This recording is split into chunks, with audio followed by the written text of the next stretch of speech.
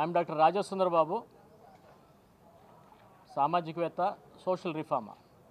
అనేక సంఘాలకు కూడా వ్యవస్థాపకుడిగా ఉన్నాను. మొదటి నుంచి ఈ సంఘటనలో చాలా ఫాలో అవుతున్నాం. ఎప్పుడు కూడా మేము మీడియా ముందుకు రాలేదు.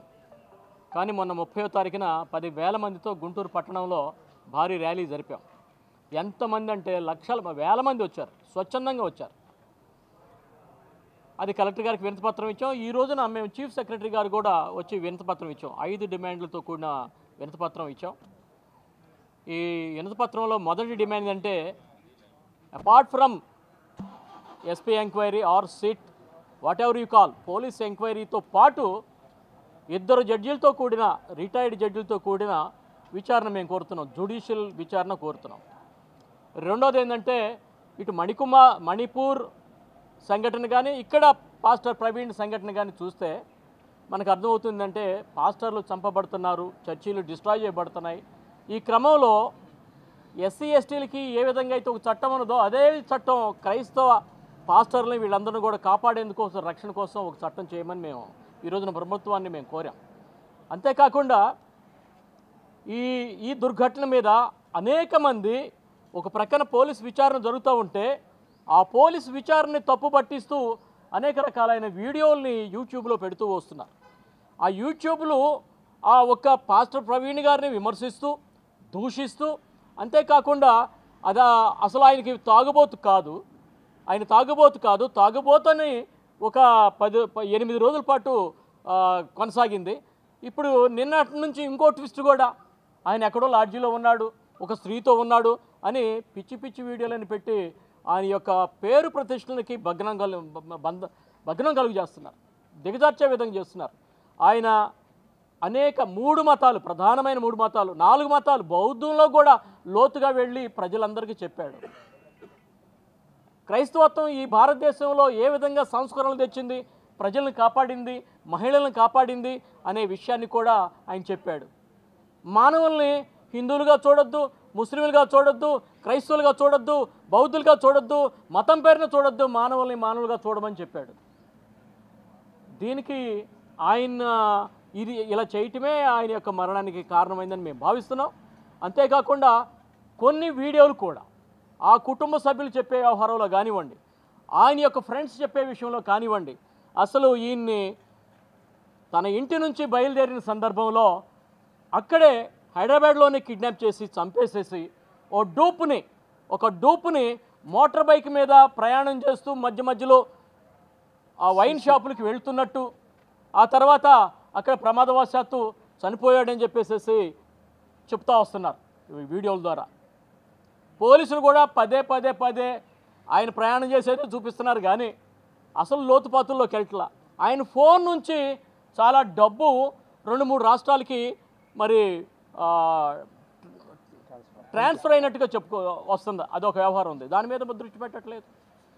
తల్లి ఆయన యొక్క సిస్టరు చెప్పింది, చాలా స్పష్టంగా చెప్పింది, 4 రోజుల క్రితమే చెప్పింది, ఆ ప్రయాణం చేసిన వ్యక్తి నా అన్న కాదు అని చెప్పి ఆమె చెప్తా ఉంది.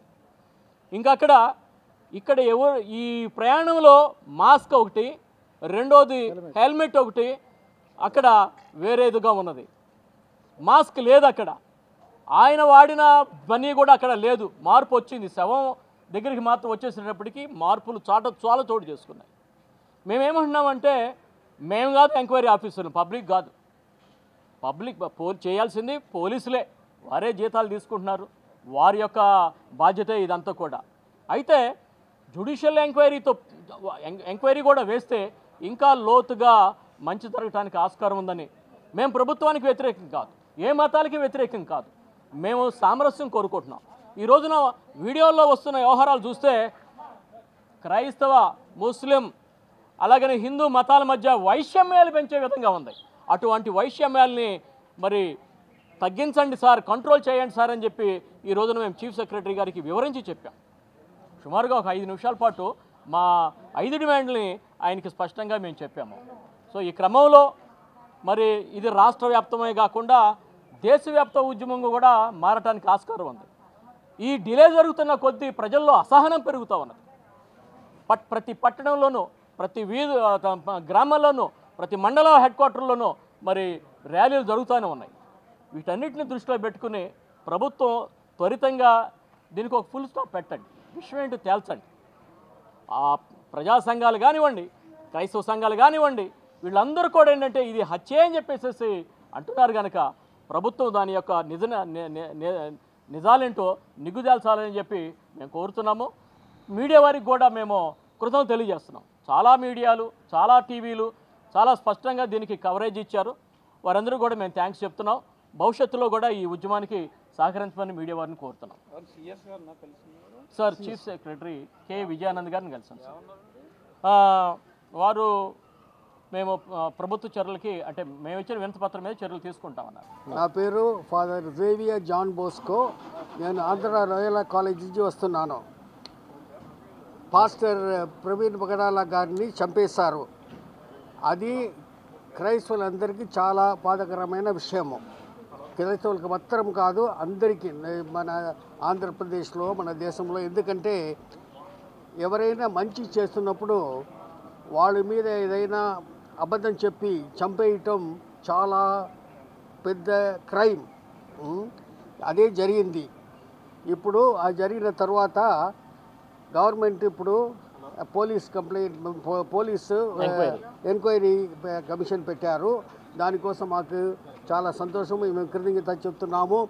ఇంకా మాకు కావాల్సింది ఏంటంటే ఒక లీగల్ ఎంక్వైరీ పెట్టాలి, ఒక జ్యుడిషియల్ ఎంక్వైరీ పెట్టాలి.